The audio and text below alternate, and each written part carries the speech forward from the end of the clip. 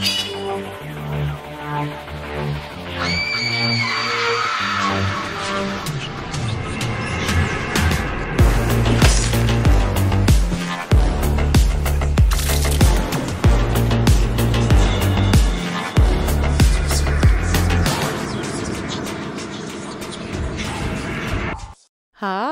hello everybody. Welcome to another episode of Fright Mic, or if you're new here, welcome. I'm Sam. I'm Liz. And today marks the dawning of a new era. Or new month, yes. We are very excited to be leaving millennial monsters behind and entering our BRENAISSANCE era. The best era. The greatest era. We are talking all things Brendan Fraser. Maybe they're horror, maybe they're not, but they're all good. Yeah. They're all borderline horror. Brendan Fraser is a king, and we love him here, and we are very excited to be honoring him in his Renaissance. I know, he really is going through it. I always believed in him. I never stopped loving him. I know. And when he disappeared, it was a sad day. Yes. So I'm happy that he's back and everyone is supporting him and we're supporting him by doing this. I love him so much that I saw Furry Vengeance in the theater. Okay? I love him. I'll see anything. I saw the Looney Tunes movie. Oh, good for you. Yes. You know what I remember? I remember working at the movie theater, and the first 3D movie that we got when 3D movie was making its comeback was The Journey to the Center of the Earth. Oh yeah, that's right. I didn't see that one. With our man. Yeah. I didn't see that one. I didn't get to catch that one. I mean, similar to a Journey type movie is this week's movie. That's right. I'm so excited. We are so excited to bring you the first installment of the Renaissance. We're going with The Mummy. Classic. Of course. Yeah. I can't wait. This has been, like we said, horror, loose horror. There's some pretty horrific things that happen in this movie. There's mummies, there's death, there's dying. There's flesh-eating bugs. That's right. Ugh. Mm-hmm. Yeah. I mean, you know what? Who cares if it's not horror? It's not like we're a horror podcast or anything. I mean, I feel like we've done movies that have been less horror than this, so. Yeah. If I can make Saltburn my favorite movie of 2023 in the horror category, then The Mummy counts as horror. Yeah. It's got a little bit of everything, including a sprinkling. Oh, actually, no, this came before. Which blows my mind. Stephen Sommers wrote this movie. And also did Van Helsing. How did they come from the same person? I know. And the fact that this movie came out in 99, I remember going to the movies and watching this. Yes. It's wild that it was 1999 that this came out. What? Mm-hmm. I know. Feels Holy like only crap. yesterday. Yeah. Oh my God. I know. It's so weird. I know it. I didn't think my memory went back that far. Dude, I remember certain things where, I have these memories and I talk about them and my family members are like, you can't possibly remember that. You were 3. And I'm like, well, I have the memory, so. Yeah. But you don't think you do, though. You know, it's funny, too, because maybe what also made it so memorable is that, this movie scarred my brother for life. Did it really? The scarab things really freaked him out. Scarabs are nasty. Yeah, I'm calling them out right here. Yeah. Yeah. I mean, it was pretty horrific although the scarabs, he's slightly younger than I am. The scarabs in this movie, I feel like they don't know what they want to be. When I say that, I mean. Oh, I agree. I know where you're going with this, I think. Yeah, they explain at one point. Evie is explaining that the scarabs ate at Imhotep slowly over time, and that scarabs eat flesh slowly over time, and yet. Everybody that is killed by a scarab, or I should say multiple scarabs, a swarm of scarabs, it's like a Looney Tunes thing. Oh, to throw it back to Brendan Fraser and keep it in the Renaissance. It's like a Looney Tunes thing where they all. Yeah, they're gone in a second. Yeah. Completely gone. It's like piranhas. I just can't even imagine Oh yeah, like piranhas. Oh my Yeah. god, I can't even imagine being like eaten alive in that way.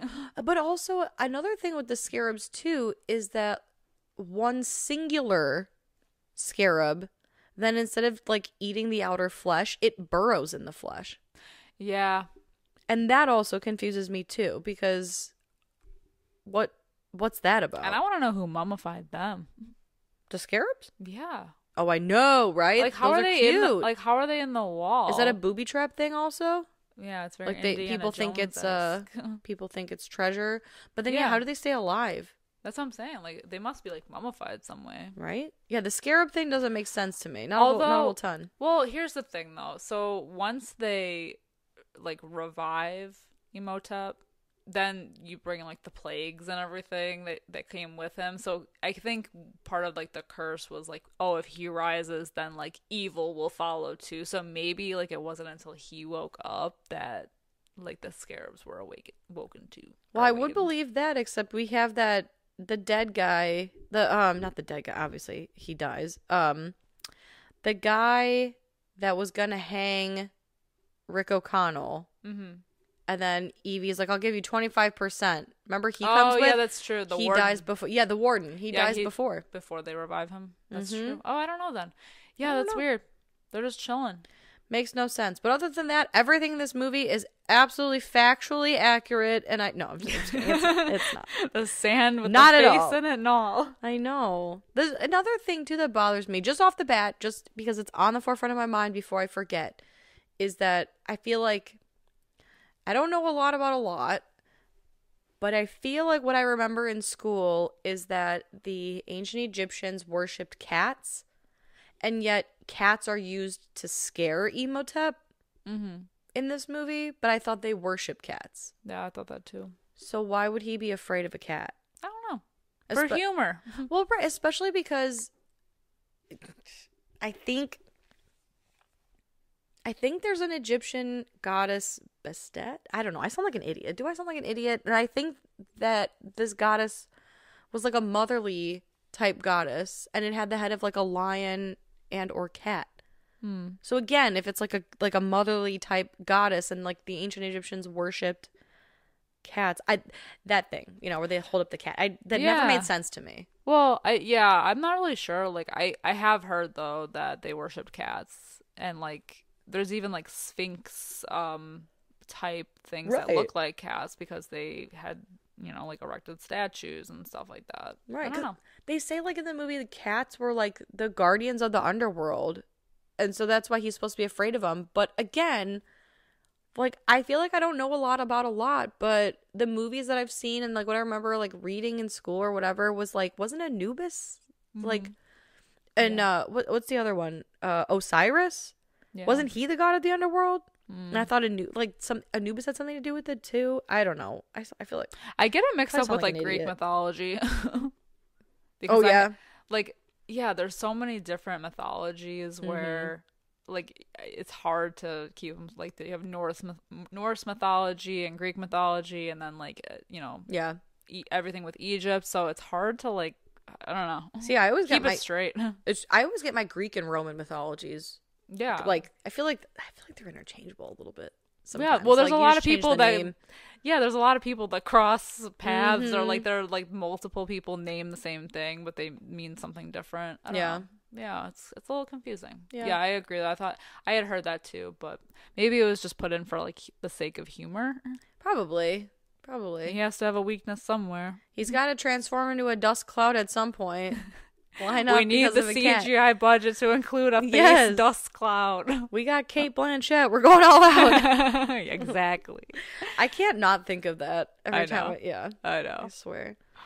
I know. So let me get into ratings before we get started here. Well, I mean, we've already been starting. Yeah, sorry. Before I get too far into it, so currently has a 7.1 out of 10 on IMDb. It has a 60% on Rotten Tomatoes. We're sitting pretty high. We're sitting pretty solid. High. It is high, but I thought it was going to be a little higher. I don't know.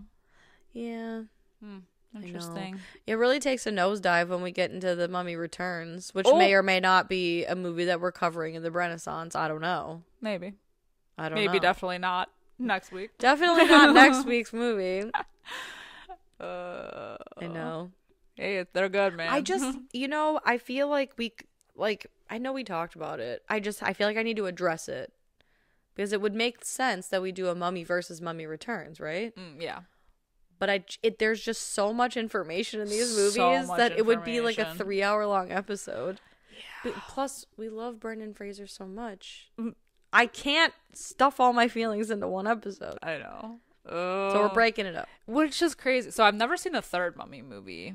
And neither have I. Yeah. I have never seen the Tom Cruise Mummy either.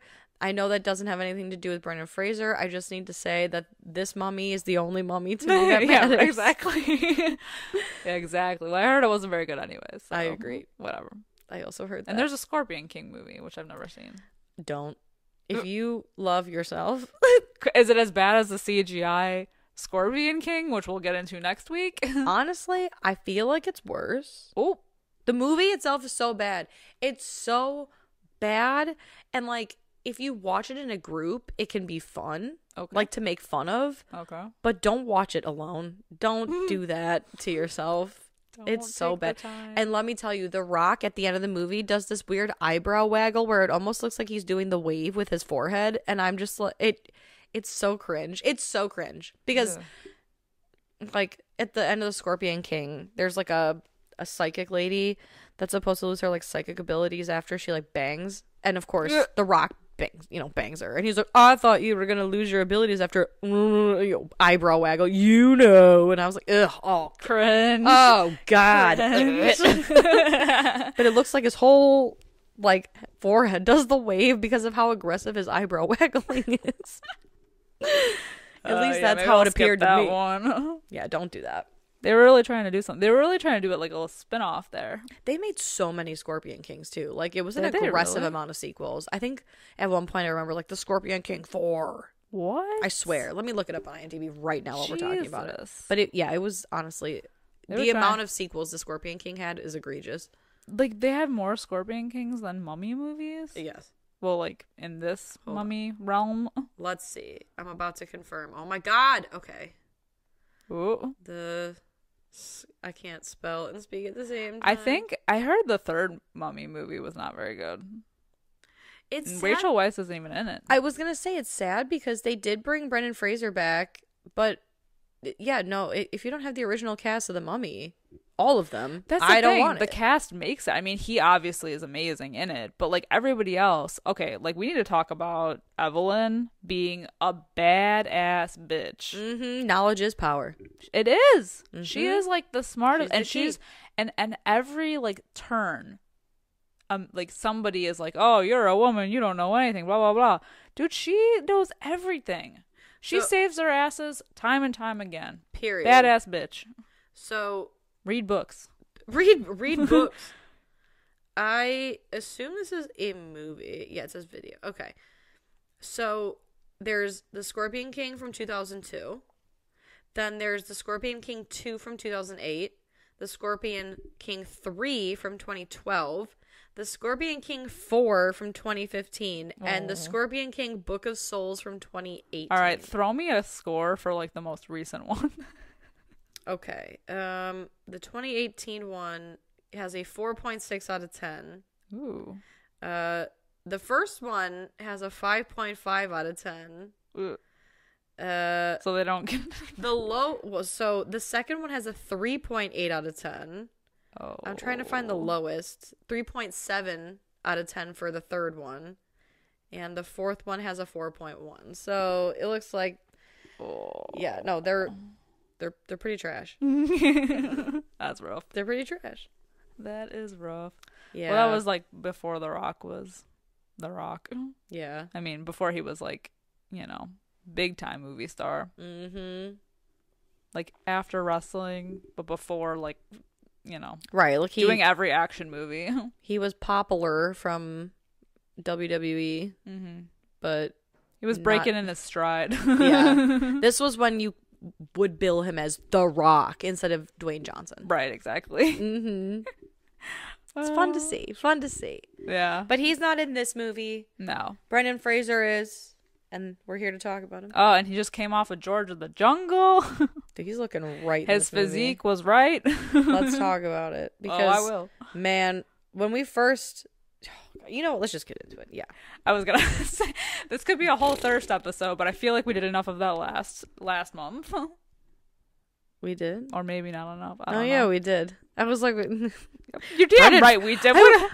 Was that a fever dream? I'm so focused on Brendan Fraser. I'm like, what the hell was he in that we talked about last month? Perfect casting here because he is just like a swashbuckling, charming, good-looking guy.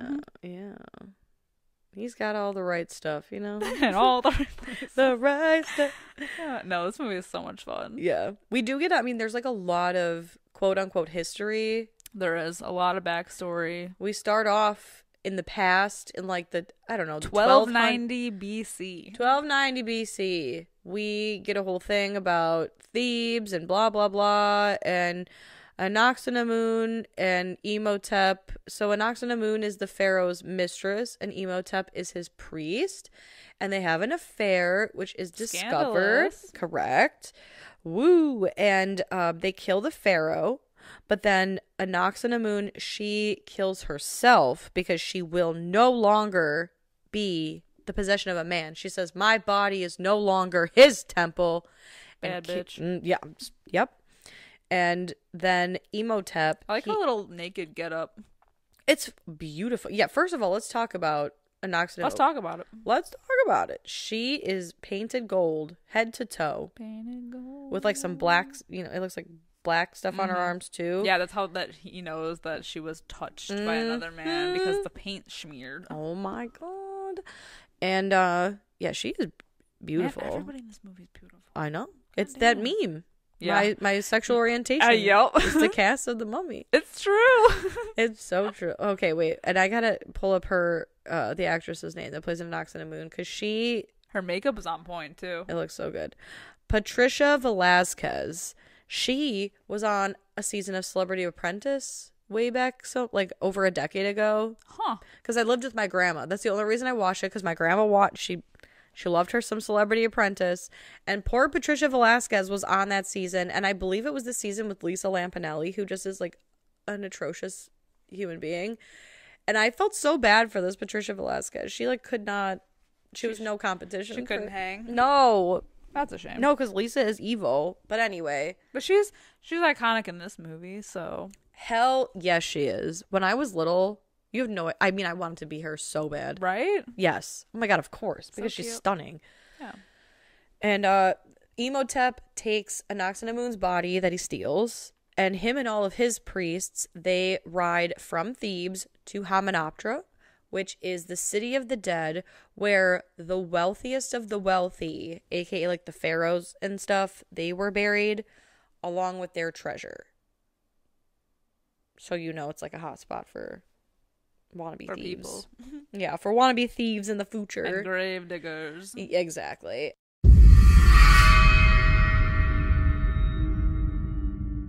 Hey creeps, looking for more frightfully good content? Head over to our Patreon at patreon.com/Fright Mic podcast to help support the show. We have current movie reviews, spooky cocktail recipes to match our theme of the month that you can enjoy if you're 21 and over. Or not, I'm not your parent. For legal reasons, I must say this. We play games, trivia, literal fright fights, and much, much more. If you head over to patreon.com/Fright Mic podcast. Again, patreon.com/Fright Mic podcast. You can find everything over there. And again, it is a great way to support the show. We greatly appreciate it. And we love you guys. Bye. Bye.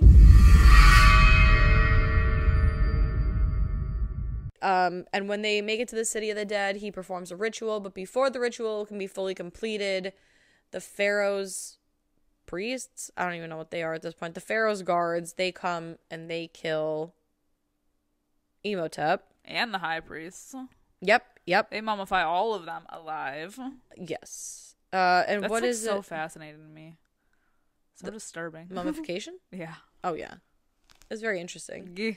I know it. Oh, and also it's very important for you to know that they do mummify Anaxinamun as well, and her important organs, her insides are put in canopic jars. Mm. That comes back later. That does. But he is buried in like a disrespectful way. I don't know. He looked pretty cozy, other than the bugs eating him. Yeah, He was all wrapped they up. cut out his tongue. Yeah. Yeah, I they guess cut not. they cut out his tongue. They mummify him alive. They dump a bunch of scarabs on him and they close him up, and then they bury him at the base of Anubis. Right? Yeah, and then they put a curse on his body, and it basically said, like, should anybody try to resurrect him, like, the plagues will come down, and, you know, like, evil will be unleashed upon the earth, and all this stuff, and it's like, why even put the curse on him then? Mm-hmm. Like, why take the chance that someone could do this? Yeah, it's true. Because then they also bury these books or whatever, which have the instructions on how to do this. Yeah, you know what I mean? It's all the recipe for disaster. It's like if you really wanted something to never awaken, just honestly, like Dr. Bay does. He just burns the map, and he's like, "Whoops! Yeah. Oh, problem solved." Like, don't give people hints on how to do this. Just Yes. like let it be, you know. Like, mummify him, bury him, and call it a day. I would have given him Close the crypt door on your way out, and peace out. give him a pauper's death. You know, just throw him in a hole somewhere in the desert. No one's gonna find him. Yeah, throw him in the quicksand. Exactly. Like, they do so much to him. Mm-hmm.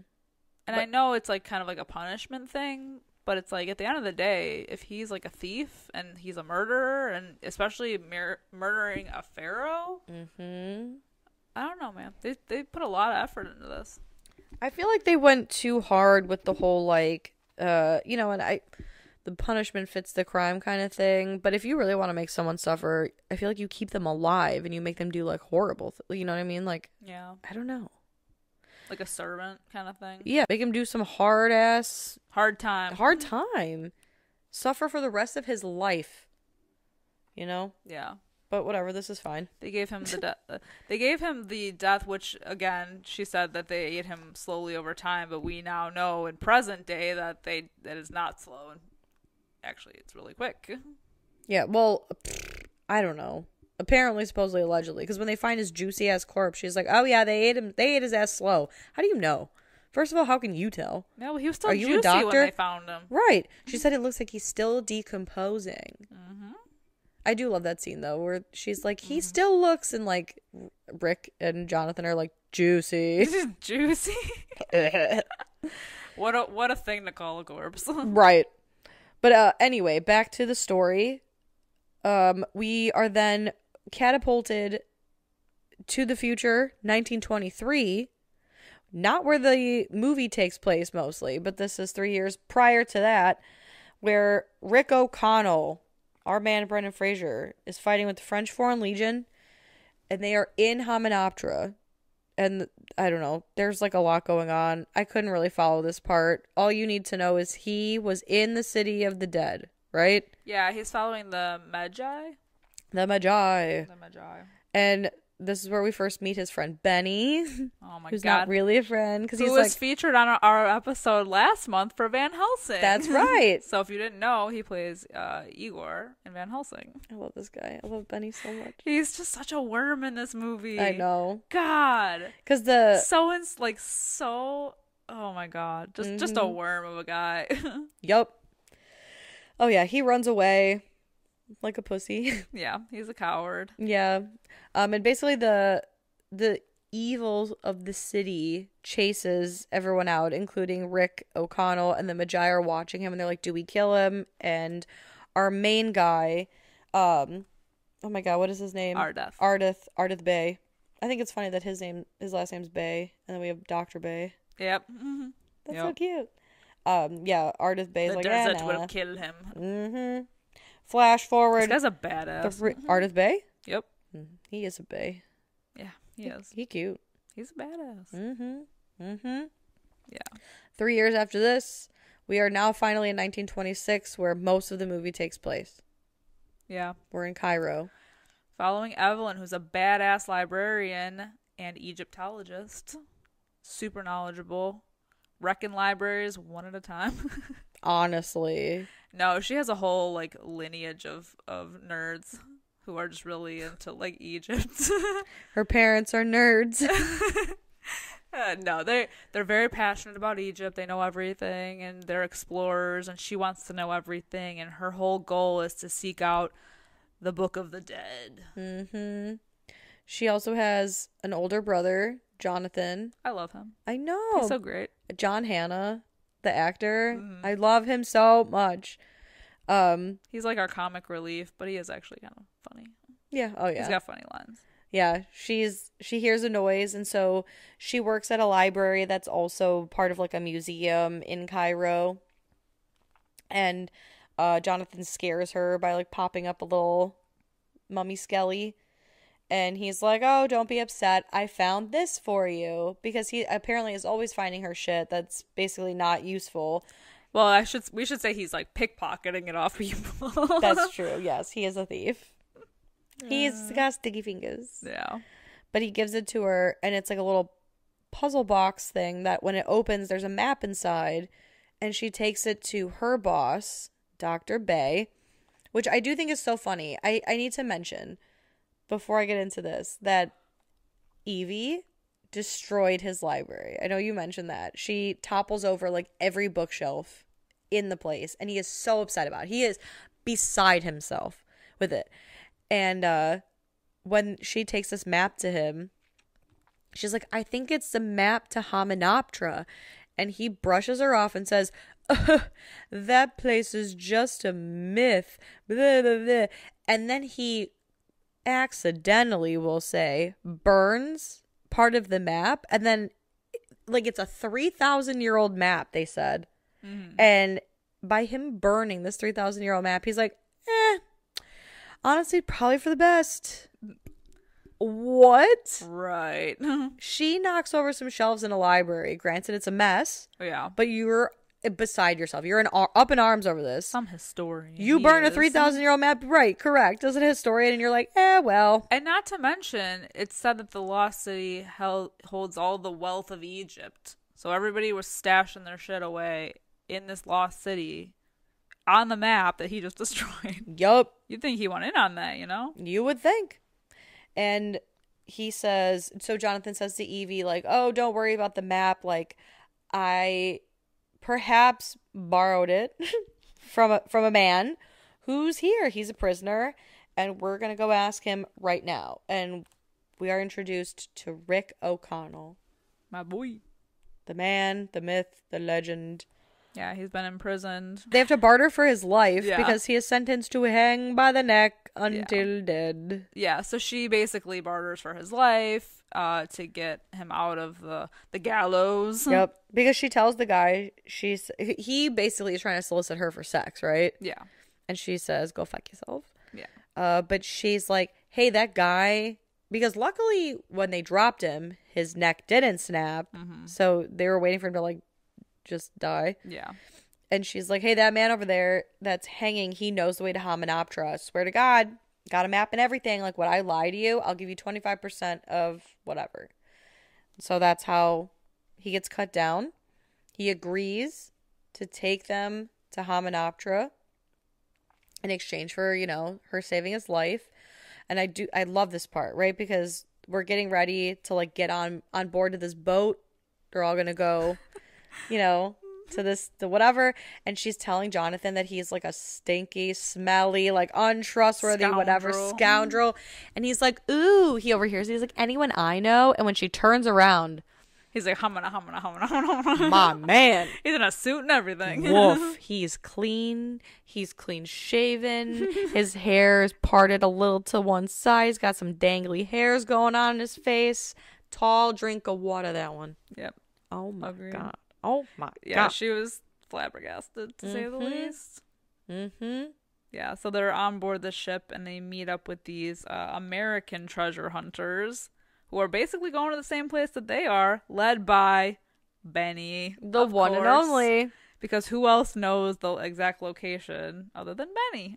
I just love so much. So first of all, Jonathan is playing a game with the Americans, and he's the one who lets everyone know. They're like, oh yeah, we're gonna go to Hymenoptera also.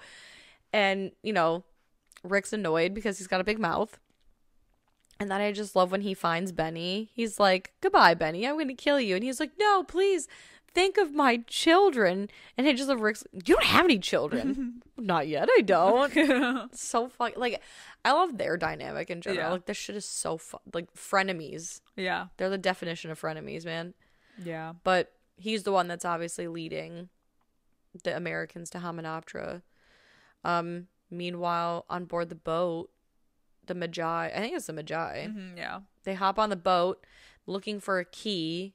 Evie doesn't know that the thing that contained the map is a key, so she's like, what the fuck are you talking about? But it results in the boat burning down and everyone having to make a swim for I wonder why they shore. waited so long to go after this. I don't know. It takes them a while to paddle, maybe. The Magi? Wait, what are you doing? Go after what? The key. Oh, the key? Probably because it just popped up. They've just located it. I guess. I It took them like, what, 3 years? Yeah. In this exact moment? Maybe their Wi-Fi was off. They couldn't find it. Like the I Apple know. AirTag wasn't working.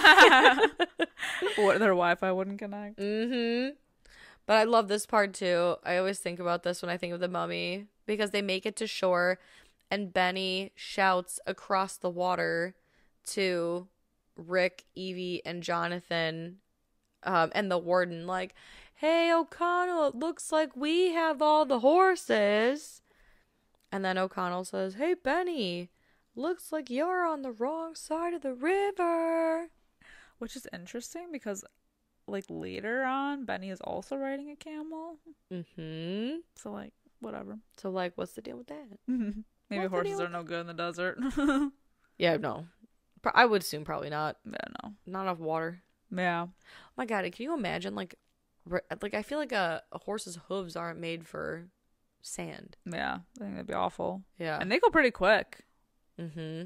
Because they're basically, like, now in a race to get there first. And they Yep. basically get there at the same time. Yep. I think they get there slightly ahead of them. But, yeah, they're all camping out in the above part of the city. And then they agree to kind of dig in different areas. And they just happen to, our crew decides to go into the temple of Anubis. Or the tomb of Anubis. It's so cool. They use the mirror trick to reflect the light off of, the light bounces off the mirrors. And she's so cute. She's so excited, Evelyn, about all of this. I know. She gets to use all of her smarts for something now. Yeah. And I do love, like, so the warden is with them still. And he's all like, they're going down. And he's like, let me know if you find any bugs. Because, like, I can't do bugs. And I'm like, I can relate. Literally, same guy. Yeah. And, like, throughout the entire movie, as long as they're, like, on this ground, you just hear, like, noises and, like, low chanting. Like, so it's basically, like, haunted grounds. Mm-hmm. Which happens, like, immediately. Yeah. And, like, the wind picks up at random parts and spooky. It's the evil presence. You can feel the evil presence. Yeah. And they have their little standoff. Yeah. Because they basically are both digging and end up in the same spot. Mm-hmm. And the Americans, I think, are the ones. So the Americans find a chest, and I believe our crew find the sarcophagus because Jonathan, the ding dong that he is like mucking around and hits, like, he's like pretending to play golf, and he hits something.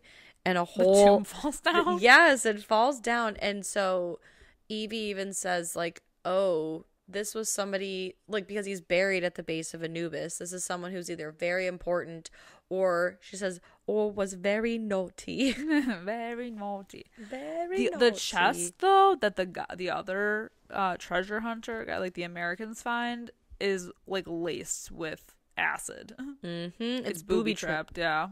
Lots of booby traps in this one. Yeah, lots of booby traps. Mm-hmm. They're smart. Yep. And the Americans were at first going to open the box themselves, but then they had some... They're little diggers. Guys. So rude. I mean, they weren't wrong. Right. They weren't wrong. But there's... So when they open the sarcophagus that they find, they do find the mummy. It pops out. I love that Evie's like, I hate when they do that. Oh, I know. Boing. See, it's just, this whole place is, like, rigged. Mm-hmm. And this is when they say that the skeleton still looks juicy as if he's still decomposing after 3,000 years. So gross. And the Americans end up finding the Book of the Dead as well as the canopic jars. So they each divide the canopic jars and each American takes one. They cannot open the Book of the Dead, however, because they don't have the key. Which Evie has. Dun, dun, dun. And Evie says that, I think at this point, they're all like sitting around a fire. And she says that the mummy that they found suffered the Humdai, which is The curse. the evilest of all curses. And she says, if the victim ever arose, he would bring with him, or I guess they would bring with them, the 10 plagues of Egypt. Yeah, and even the Magi come back and they kind of fight off with them, but they come back with a warning too. So like, there's like red flags everywhere, and even on the freaking chest, there's a warning, and they still open it. Yeah, it basically is like, don't open this or you will die. And they're like, and then they open it, and when people die, they're like, that's fucking crazy. I wonder how that happened. Yeah, I wish I would have known. Ugh. I know. Yeah, They didn't help themselves. the Magi even tell them, like, you gotta get out. Like, get the F out now. And they just continue to dig. Oh, yeah. They just continue to dig. And the same thing with, like, one night, Evie and Rick are chilling. She steals the Book of the Dead from the sleeping guy. And even Rick says something like, oh, it's not nice to steal. She says she's just borrowing it. And this dum-dum opens the book. And you think that she wouldn't. Being as intelligent as she is, knowing about these curses. So she's like kind of like a non-believer in all the like, the ghost stories of the past and all the like myths and everything. So she's like not really on board with all this. But you'd think that you wouldn't even want to try. Because there's so many like stories in Egyptian history that I feel like I wouldn't even try. No, absolutely not. Why chance it? Especially when you already know that the Americans had some disadvantages with like the booby traps and everything. Yeah, and if you think that something is that heavily guarded and booby trapped, that it's obviously harboring something that's important. Something that shouldn't be touched, perhaps. Right. Just saying. You would think. But yeah, she reads from the book and it awakens Imhotep, and with it, she brings a shitstorm of stuff. Plague of locusts. Immediately locusts. Yeah, locusts everywhere. That's disgusting. Imhotep, he is kind of like skulking around, right? And everyone is scattering, including one of the Americans who gets like knocked over and his glasses get knocked off, and Benny comes and squishes his glasses. So this poor man cannot see the fact that Imhotep has now approached him. And this guy got it so bad. He got it so bad. He gets his eyes and his tongue taken out. Yeah.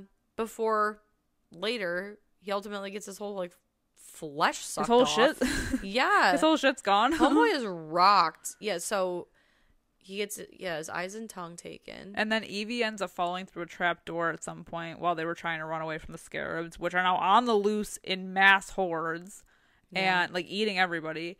And so she falls through a trapdoor and she finds the guy. Mm-hmm. So they end up like saving him in this moment, but it's rough. Yeah. And that's when she encounters Imhotep, who's kind of like, it's like he needs to get the flesh of all the people who opened the chest that was in. So he's kind of regenerating, but slowly. Every time he eats a victim, he gets a little bit back to his bad self. Yeah, he's got more skin, but now he looks kind of like more skin. Yeah, it's a skin suit. It is, yeah. He kind of looks like a tree trunk. Yeah. I think it's pretty cool though. I mean, it is like heavily CGI, but I think it still looks cool. It looks still badass, especially because, and wouldn't you think, this is like the number one thing I was thinking. So like the guy that he took the eyes, he was wearing glasses and he like couldn't see anything. You think that the eyes that he took from the guy would be really bad, right? Like, wouldn't he be seeing blurry vision? Well, it's because he's like a badass mummy. He's just like, fuck it. It's better than what I could see before, which was nothing because they took my eyes. So True. I'd rather see shapes, Shapes blurry, of blurry things than shapes. nothing at all. Yeah. I just feel like you should have picked on a guy who had better vision. It's true. It's true. I guess how is he to know, right? Yeah. He's desperate. Maybe he upgraded because he killed that other guy. He killed a lot of guys. That he took. I believe he kills all the people that took his canopic jars. Yeah. Well, one thing that happens too is that Imhotep sees Evie, and it reminds him of his Anox on a moon, which is weird because they're both attractive women, but they look nothing like. Yeah. I would never look at Rachel Weisz and be like, "Yep, that's her." Patricia Vasquez. Yes.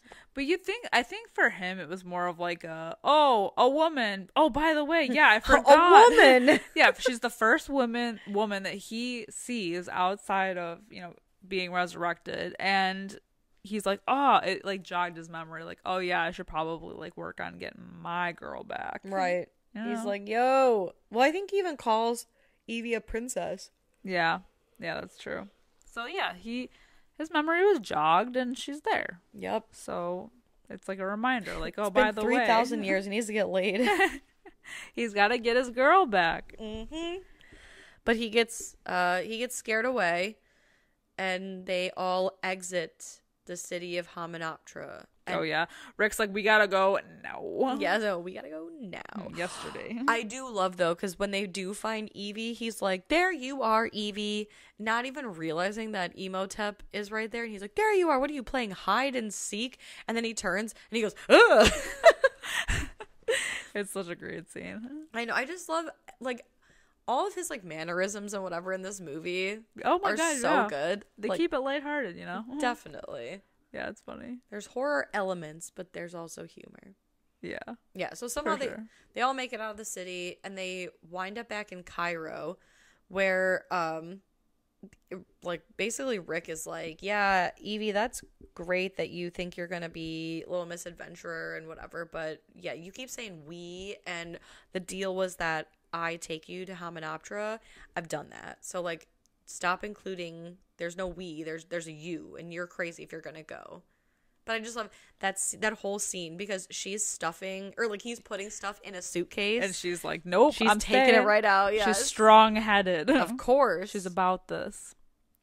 Yeah, and Benny ends up finding Imhotep and kind of just like is like, yeah, I'll worship you, Which I do love that scene too, because he's got like 8 different religious medallions on, and he's like holding it up and like saying a prayer. What works. Exactly. And finally he starts speaking in Hebrew. I think it's Hebrew.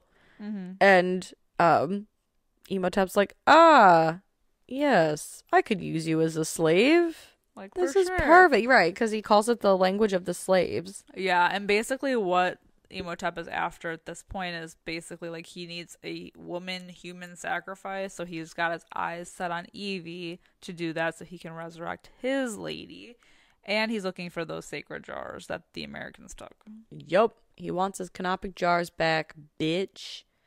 And back in Cairo, we do see that the water turns to blood. Ooh. Which again is another thing, so it signals that Imhotep is nearby. He is looking for Evie, of course, and he just picks off these American guys one by one. Like, so he picks one off in like a middle of a crowd. Yeah, middle of a crowd. Yeah, he like just kind of like, I don't know what it is, he kind of just like vaporizes them. Yeah, I don't know, just takes their skin. I don't know how that works. But it's like Jennifer's body. Yeah, but he takes but he takes like that when like he's still regenerating, but you can see like inside of him still, like like half of his cheek will be formed. It's so cool looking. Definitely. I love the one scene at the end when he's almost fully formed and a scarab crawls out and like into his cheek and he eats it. Ugh. Amazing. Gross. Yeah. Yeah, they get picked off like one by one real quick. Pretty quick. Meanwhile, we do discover that Dr. Bay, aka Evie's boss, he's hanging out with the other Bay, Ardith Bay, because they're homies. Two bays, one library. Yeah, they're homies. They're part of a secret society. And like we find out that the Magi were like all their whole thing was to like basically guard that land so that nobody invaded, but then of course they did. So now their whole goal is to kill the creature. of course. And unfortunately, they discover that he has set his eyes on Evie. So they're going to do their best to protect her by putting the Americans, who have been one by one getting picked off, in charge of guarding her. I do love though when he kills the two outside the door. And I love that the way that he gets in is that he basically like shapeshifts back into sand and goes through the keyhole. Yep. Like what? Yep. I mean, like that's what like one of his many powers is just being able to like manipulate sand. It's so funny. It's like the Sandman from Spider-Man. Yeah. It's wild. I know. It's like a little superpower he has. He tries to kiss Evie. It doesn't go as planned because a little kitty cat scares him. And she's like, oh shit, that's useful. And like later on, I do think it's funny because Rick holds up the cat again at him just to like get him out. But is this like, there are so many scenes in this movie too where somebody screams in Mummy, right? And then Rick screams back. Yeah. It's like a running gag throughout the whole movie. Yeah. I just love that at the end, he screams at the mummies and the mummies scream back and he's like, Yeah, like, no, we're good. Yeah. It's so cute. I know, I love it. I love it. But so they basically, they go out into the street because like Emotep's. That's the thing about this movie. There's like one jump from like one action sequence to another, similarly to Van Helsing, but like it's just so interesting how it all plays out, like how they all end up back in the cursed lands and everything, right? But yeah, this scene is fun too because they're being chased by. Now this part confuses me because they end up back in they're in a car driving through the streets, but they're being chased by people of the town of Cairo, I'm assuming, who are now like zombies or something. They're under Emotep's influence, I guess that's another superpower. Yeah, that always confused me. I'm like, who are these people? Right, he can control them. Yeah, somehow, some way. But he can't control them. Yeah. Strange. Yeah, that always confused me. I was like, but who are these people? Like, they're followers? But yeah, right. And like some of them look like they're dead. Like it's true. Like they were like resurrected. They got like one milky eye. Which would make sense because he resurrects the other like high priests who had been mummified. So I'm like wondering if like a lot of these townspeople, like, did he go to like a graveyard? I don't know. They look fresh. I mean, most of them look fresh. They just look possessed. Yeah, I feel like there might have been like a deleted scene in there somewhere where he like took over the hordes of people. There's gotta be. Yeah, because all of a sudden they just are like there and they're after them and they're chasing them through the streets, and it all ends up being they get cornered, and so he takes Evie. Yeah, he threatens to kill her posse if he doesn't, get to take her. But this comes after Evie tells them, like, hey, he has the Black Book of the Dead. There's a gold book of Amun-Ra, and the pages are supposedly made of solid gold. So it's like, it's very sought after. And she reads the transcripts that basically the gold book of Amun-Ra was supposed to be below Anubis, and the Black Book of the Dead was supposed to be below Horus, but they got mixed up. So, I think it's Horus. Yeah. Right? Yeah, it is. Okay. Yeah, so if they're looking for the gold book of Amun-Ra and it was supposed to be under Anubis, it is under Osiris. It is under Horus. So they have to go back to Hamunaptra to find the statue of Horus to get the gold book of the Dead to like counter battle the pharaoh. And they need a plane. And they meet Winston, who's like the last. He's like a World War I pilot that's like fully in his. Yeah, he's like the last delusion. He like there's like a scene where he's talking. He's like, I'm the last remaining like whatever pilot, and yeah, so he decides to let them hitch a ride on his plane. It's a 2-seater, but there's 3 guys, so unfortunately Jonathan and Ardeth are stuck on the wings of the plane, which like of course Jonathan's like freaking out, but then you flash over to Ardeth and he's just like having like the time of his life. Yeah, but it's crazy because like so they're on the plane heading to back to like the tomb and everything, and we get Imhotep, Benny, and Evie, and he just kind of like transports them via sand tornado. Yeah. Which is weird because it shows them getting like thrown into the desert, and then he kind of just like comes out of it. Yeah. And he notices the plane coming, and that's when we get the like iconic like face sandstorm type thing. Yep. Which is pretty cool. And this plane gets like tossed around like crazy, and the fact that these two guys are strapped to the wings of the plane, I'm just like, oh my god. I know. It gets thrown around like a rag doll. Like they should not be alive. No.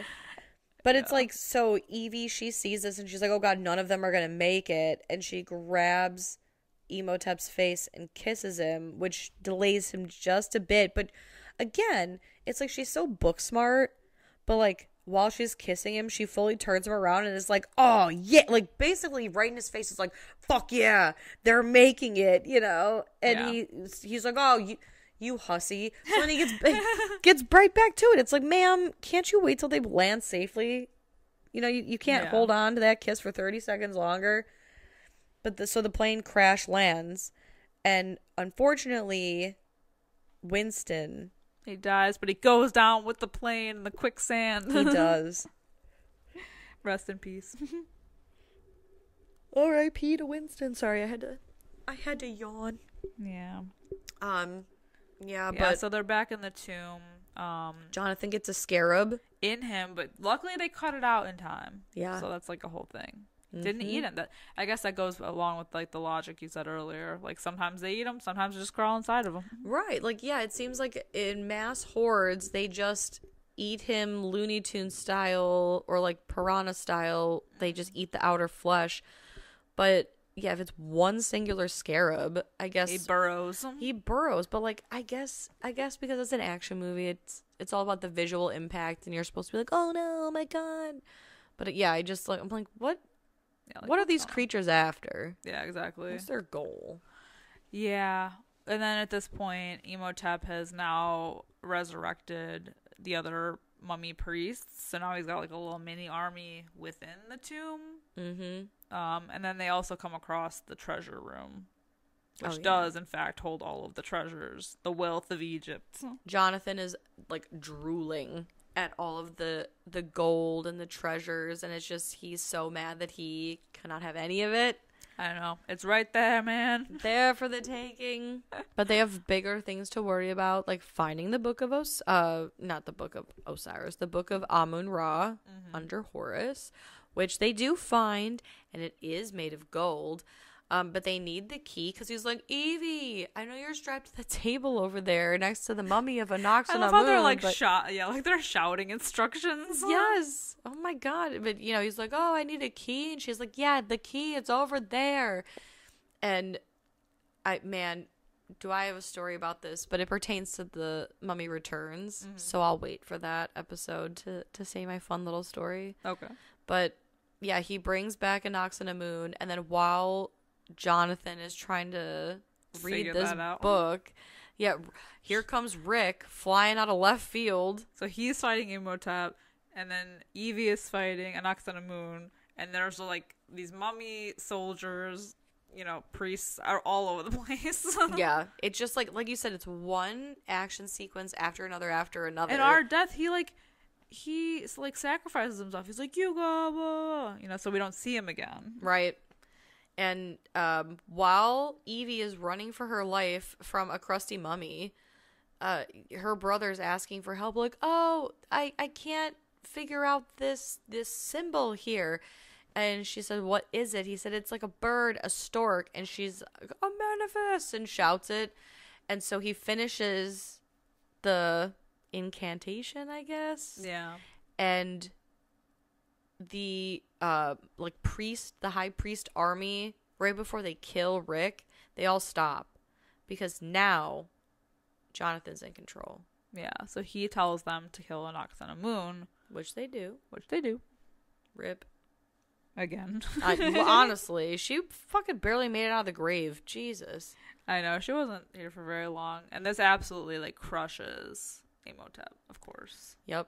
and the death chariot comes for him next. Yes, because Evie then has the book, because honestly, give the educated woman the fucking book, okay? You idiots don't know what you're doing. And it's cool though, because before he dies, he gets like that weird ghost chariot thing comes down. It's really cool. But then it turns him mortal. So when Rick goes to stab him, he's mortal. He is mortal. And then he goes into that weird goopy pool called the underworld. Yeah.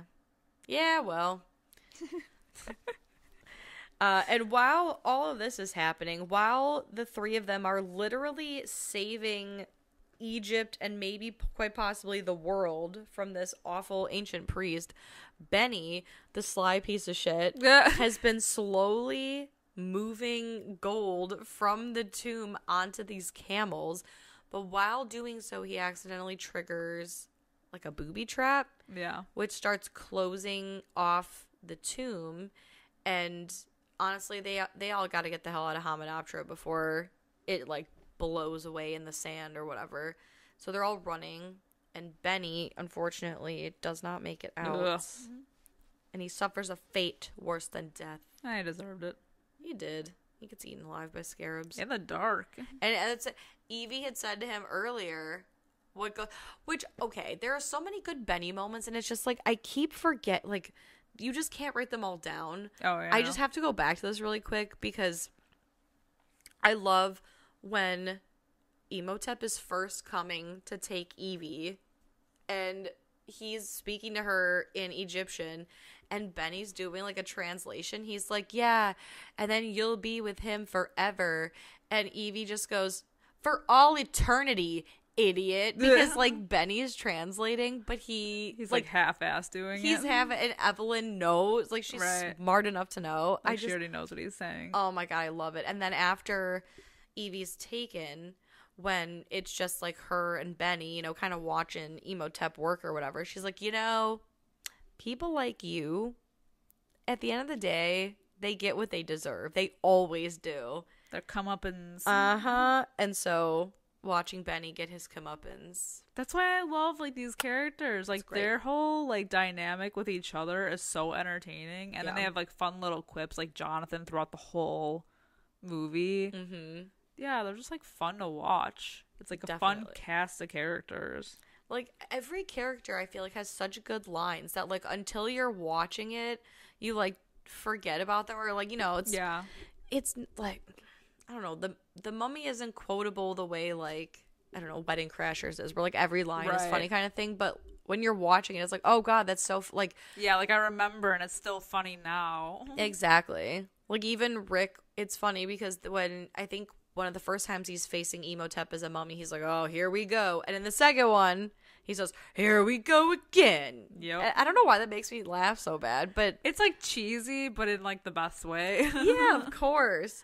Like in a funny way. Speaking of cheesy though, let me just say this. So like they make it out. Unfortunately, they fumble the gold Book of Amun-Ra. You know what's weird? Why does it like explode or like implode, I guess? I mean, I know like the booby trap kind of like sealed everything off, but like it looks like everything explodes. Right? Well, I think it like, doesn't it blow away with the wind, the sand? Because really the way that they find Hymenoptera is it's like a mirage, because the sun comes up and like it appears. Yeah, that's true. So it's almost like it's not really there, right? Yeah, it's just interesting that they chose to like blow it up. They like, do that in the second one too. Yeah, but it's like weird. You'd think it would just literally like blow away, like a sand cloud would come and just like shoop. Yup. It's weird. But he did have dynamite on him, so maybe, I don't know. Maybe it did blow up. Yeah. Yeah.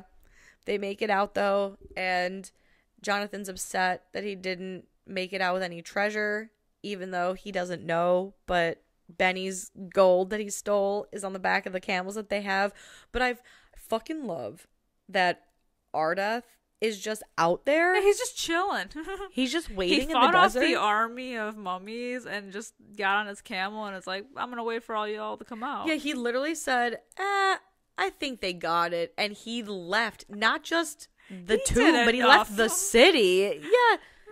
You're right. He did do enough. He did enough. And he told those bitches. Them all for him. Yeah. He thanks them. Thank you. For all your hard work. And then he rides off. And even Jonathan's like, oh, okay. Just gonna ride off.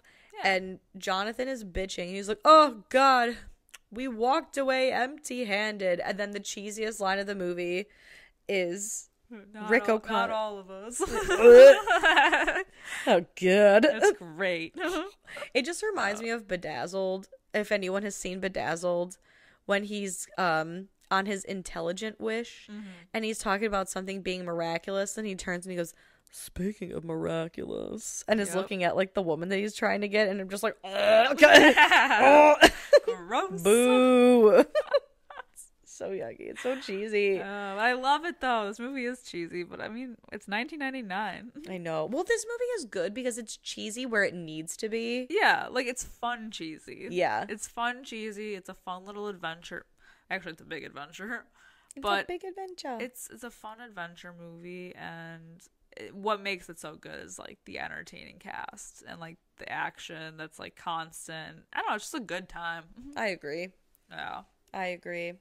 I'm gonna give it a 5 out of 5 because I love this movie so much. Hell yes. I am agreeing with you. I'm giving it a 5 out of 5. I wouldn't change a damn thing except maybe the cat thing, but that's not a big enough thing for me to knock it on any points. I just love it.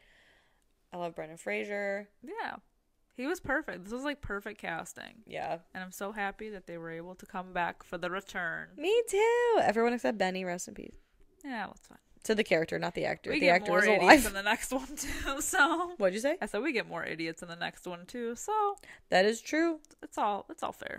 Next episode, we're dealing with a kid. Yeah. I actually kind of like this kid, though. He's you sassy. know, I was going to say, he's not that bad. He's really not. He's pretty smart, and he goes well with Jonathan because they're kind of like together the whole movie, so I think that they play off of each other really well. And I love that Patricia Velasquez has a bigger role in the second one. Hell yeah. Oh Bae. my God. I know. She looks so...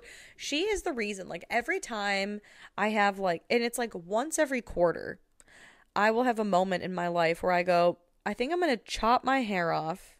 Or, like, you know, chop the blunt bangs and dye them dark. Because in my mind, I'm going to look like a Nox and a Moon. And I know I'm not going to. But in my mind, yeah. Hey, you never know till you try. In a perfect world, I will look like that. Everybody knows when they got bangs. In their hair era. Oh my God, dude. I've had bangs enough times to know that they're not for me. And yet, but like yeah, I said, you keep going back. every 3 months of my life, I just think at one point, like, you know, I think bangs are for me. Mean, maybe. It's the delusional. It's the delusion. Because you see one good set of bangs and you're like, ooh, yes, I want this. I want, but then you have them on you and you're like, well, this doesn't fit my face. Right. Like, once every 3 months, will watch The Mummy and look at her and be like, I could do that. That's not how it works. That's not how it works. Just because I have the same haircut as her does not mean I have the same face as her. And I need to remember that. True. I'm not going to look like that. Be careful. I know. Well, especially, man, the texture of my hair. Frizzy, wavy, electrocution. Yeah, she's got, like, silky hair. I know. She's got beautiful hair. Oh, God. But this isn't about bangs. This is about The Mummy. And these are just our thoughts on The Mummy. Let us know how much you love The Mummy. Because I know there's no way anybody doesn't love this movie.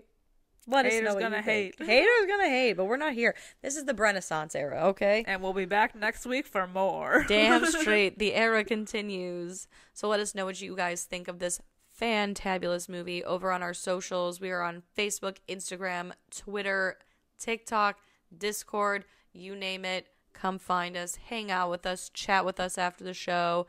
Let us know what you think. Also, if you find the time, please be so kind as to leave us a 5-star review, a nice little comment. Helps boost our ratings for the show and gets us out there to more fright fun people like yourself. Because don't we all just love a big old-fashioned Fright family? Yeah, and we can celebrate the being of Brendan Fraser. Exactly. I'm thankful for him every day. Same. Yes. And on that note, I'm Sam. I'm Liz. Rest in peace.